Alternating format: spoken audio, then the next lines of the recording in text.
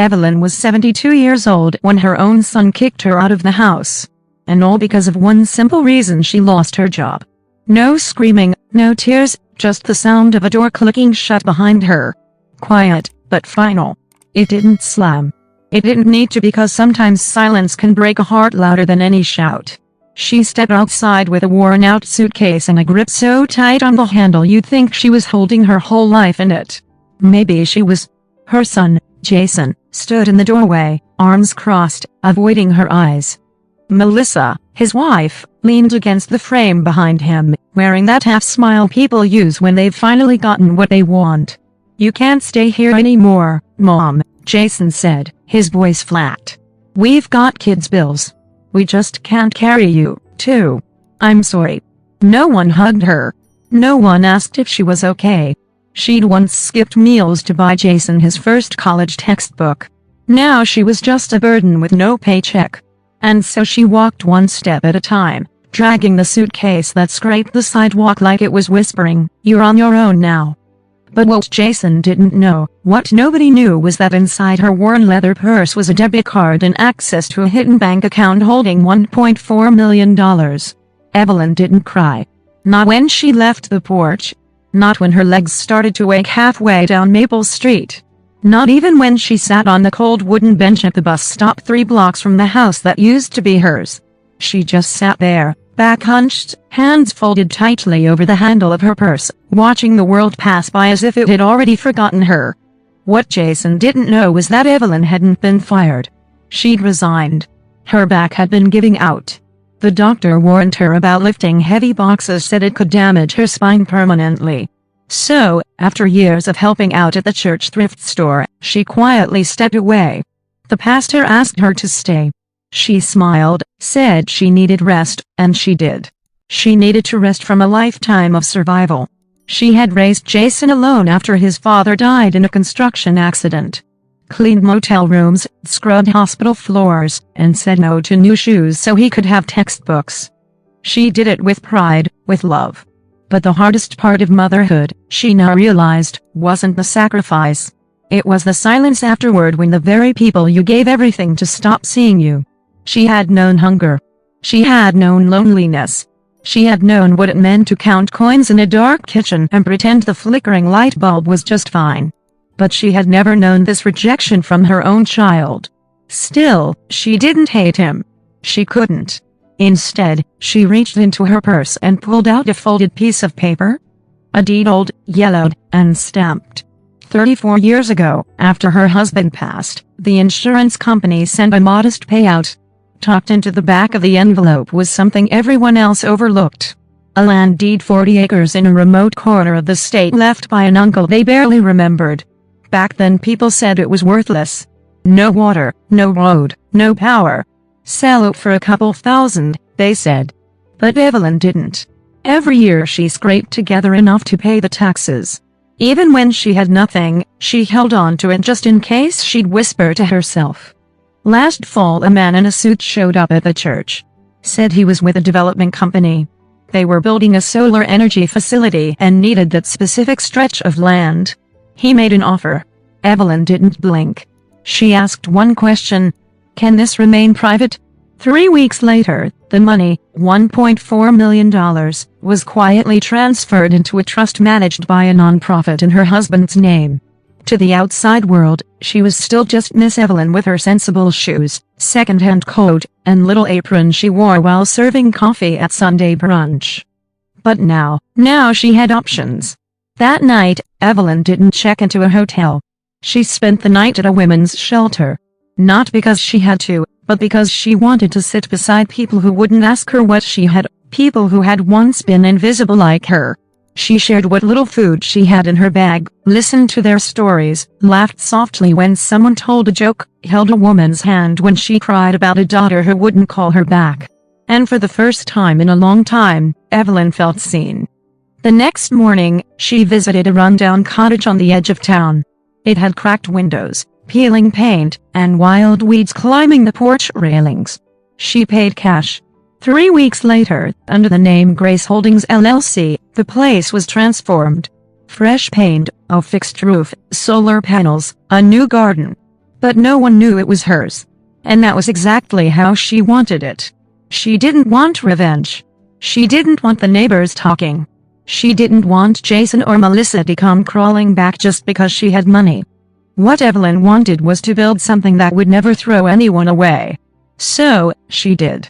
She began volunteering at food pantries, shelters, and youth centers, quietly asking what they needed, secretly funding repairs, donating under names no one could trace.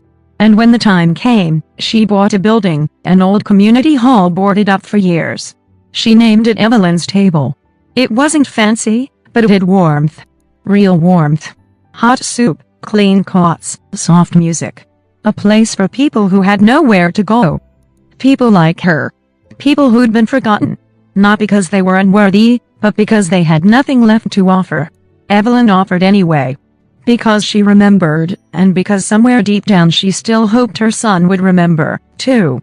2 years passed. The seasons turned quietly. The world moved on. And Evelyn, well, she bloomed in silence. Evelyn's Table had become more than just a building. It was a rhythm, a heartbeat. Soup simmered on the stove each morning. Children played in the back garden under sunflowers taller than their heads. And every Friday night, lights glowed through the windows as people gathered for community dinners. No questions asked, no paperwork needed. But elsewhere, life had not been so kind. Jason lost the house. At first, it was small things, missed payments, rising bills. Then the notice came. Then the locks changed. Melissa left, took the kids, said she needed stability. Jason tried side gigs, warehouse shifts, even sold his old guitar. But nothing stuck. Eventually, he ended up sleeping on a friend's basement cot, sharing ramen with roaches, and wondering where everything had gone so wrong. One rainy afternoon, he wandered into the public library just to stay dry. He saw a flyer near the front desk. Cream-colored paper, elegant script, a small wooden logo that looked oddly familiar. Evelyn's Table, meals, shelter, support, no one left behind. He froze. His fingers trembled as he read the name again. Evelyn couldn't be, but the ache in his chest said otherwise. He stared at the address. He knew the street, walked past it 100 times, never paid attention. The next morning, something pulled him there. Call it guilt, call it hope, call it the last thread he had left. He walked across town in worn shoes and found it a small building freshly painted, framed by wildflowers. Children laughed inside. Steam curled out from a kitchen vent. And above the front door, carved into wood, were the words, Evelyn's Table. Everyone has a place. He stepped inside. Warmth met him instantly. Not just heat, but presence. The smell of fresh bread, the soft clatter of dishes, volunteers moving gently like they belonged. And then behind the reception desk in a beige cardigan, her silver hair tucked behind her ears, sat a woman he hadn't really looked at in years. His mother. She looked up, her eyes widened, but she didn't flinch. Jason froze, his throat burned. Words caught like gravel in his mouth. I didn't know where else to go, he whispered. Evelyn stood slowly, walked around the desk, stopped just in front of him. Jason couldn't meet her eyes. He was shaking. I lost the house. Melissa's gone. I have nothing. Silence. Then Evelyn spoke soft and steady. Come inside. You look cold. She led him to a small table. Set a mug of warm tea in front of him. He looked around, still dazed. This place, it's yours, he asked. She nodded. I thought you had nothing, he said. I had peace, she replied. And enough. His voice cracked. Why didn't you tell me that you had money, that you were okay? She looked at him gently. Would it have changed anything? He didn't answer. I needed to know. She continued to stand by me when I had nothing to give. That's how I knew who to build this for. I was awful to you, he said. You trusted me. I threw you out. Evelyn reached across the table and took his hand. You forgot yourself, she said. That doesn't mean you can't find your way back. And in that moment, Jason cried. Not loudly, not theatrically, just a quiet, steady stream that spoke of shame and gratitude and the kind of forgiveness that feels like being born again. Spring came slowly that year.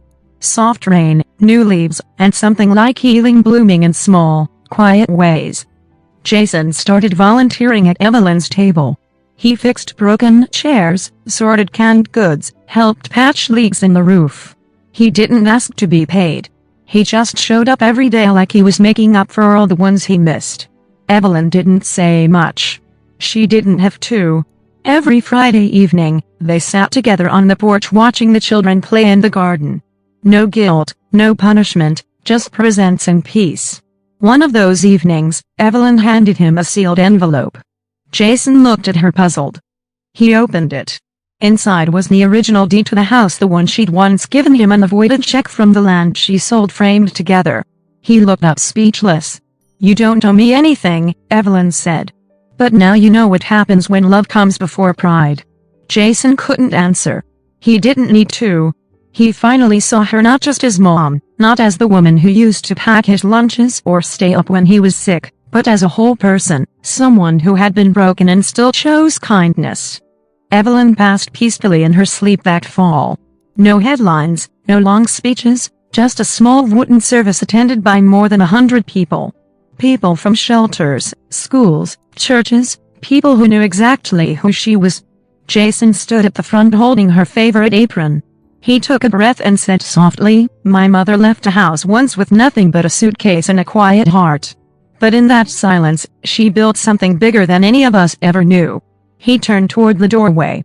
Above it, carved into the wooden arch, were the words Evelyn had written herself the day the shelter opened. "The doors that close behind you can never match the ones you open for others." And Jason, once angry, once lost, had become the man his mother always believed he could be. Not because she had money, but because she chose love over revenge and forgiveness over pride.